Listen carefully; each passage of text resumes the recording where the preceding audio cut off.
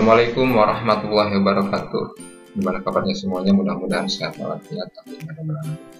Baik, pada kesempatan ini kita akan membahas materi tentang pemeliharaan mesin sepeda motor atau PMSM untuk kompetensi dasar sistem pelumasan. Tujuan pembelajarannya adalah satu, memahami fungsi oli untuk kendaraan bermotor. Yang kedua, mengetahui standar oli pelumas yang digunakan pada kendaraan bermotor. Yang ketiga, dapat memeriksa dan mengganti oli pada kendaraan bermotor. Kenapa pergantian oli diperlukan? Yang pertama, oli mesin itu memiliki batas pemakaian. Yang kedua, seiring berjalannya waktu, lama-kelamaan kualitas oli akan menurun.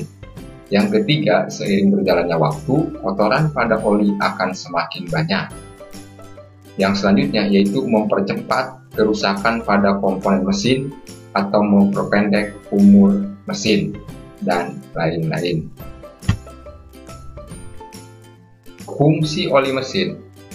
Oli mesin berfungsi sebagai satu, pelumas, itu mengurangi gesekan pada komponen mesin. Yang kedua, sebagai perapat, yaitu merapatkan celah pada ruang bakar untuk mencegah kebocoran kompresi. Yang ketiga, sebagai pendingin, yaitu mendinginkan komponen-komponen mesin. Yang selanjutnya, yaitu pembersih, yaitu untuk membersihkan komponen dari kotoran dan mengendalikan kotoran untuk mencegah terjadinya endapan yang menghambat kerja mesin. Yang selanjutnya, yaitu pencegah karat, yaitu untuk mencegah terjadinya karat pada permukaan logam. Standar oli pelumas. Ada 3 klasifikasi standar oli yang biasa digunakan pada kendaraan bermotor.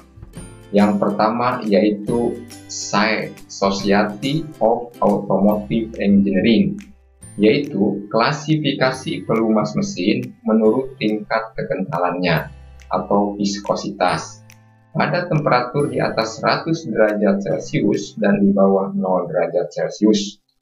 Standar ini digolongkan ke dalam oli single grade dan multigrade. Contoh single grade yaitu SAE 30, SAE 40, SAE 50 dan seterusnya. Yaitu SAE 30 kekentalannya 30, di mana untuk suhu panas dan dingin kekentalannya tetap 30. Sedangkan untuk multigrade SAE 10W 30, SAE 10W 40 dan seterusnya, di mana kekentalannya untuk dingin, untuk mesin pada posisi dingin yaitu 10, sedangkan untuk posisi mesin panas yaitu kekentalannya mencapai 30. API yaitu American Petroleum Institute, yaitu klasifikasi pelumas berdasarkan konstruksi atau jenis mesin dan peruntukannya. Contoh mesin bensin kode diawali huruf S, dan untuk mesin diesel atau solar kode diawali huruf C. Yang ketiga yaitu JASO, Japan Automobile Standard Organization, yaitu klasifikasi pelumas berdasarkan sifat gesekannya, digolongkan ke dalam 2 jenis, JASO MA tidak picin untuk kopling basah dan JASO MB untuk kopling kering untuk motor metik. Selanjutnya, kemungkinan dampak penggunaan oli yang tidak sesuai.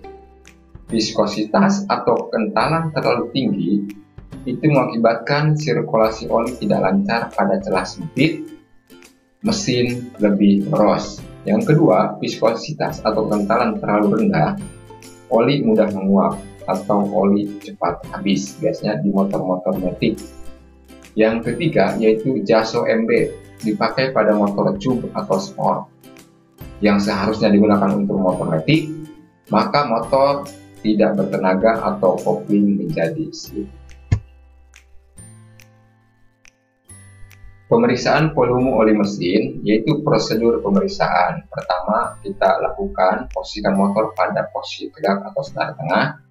Setelah itu hidupkan mesin dalam keadaan stasioner atau idle selama 3-5 menit. Kemudian hidupkan selama 2-3 menit. Semprotkan udara untuk membersihkan tutup oli. Yang kelima, buka tutup oli dan bersihkan tangkai pungkurnya dengan kain.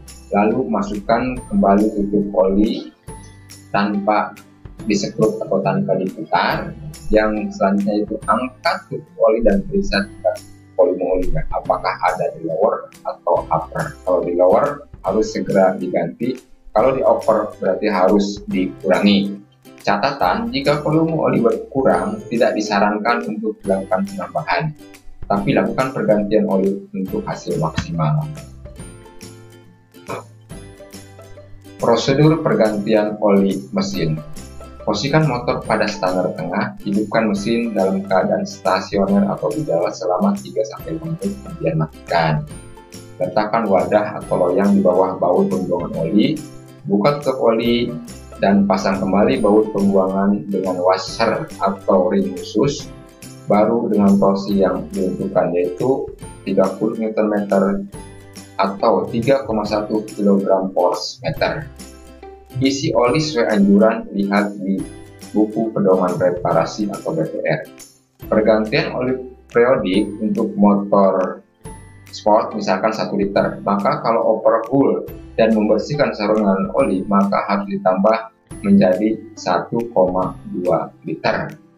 Yang selanjutnya, hidupkan mesin 2-3 menit, kemudian matikan. Periksa kembali ketinggian volume oli, kemudian pasang tutup oli.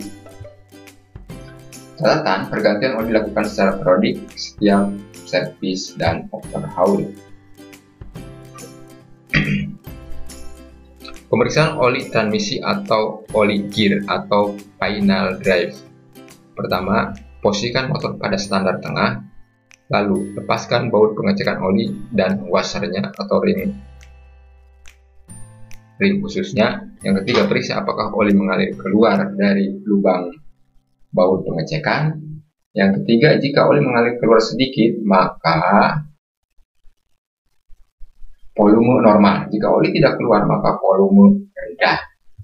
Jika volume oli kurang, tidak disarankan untuk dilakukan penambahan, tapi lakukan pergantian oli untuk hasil yang maksimal.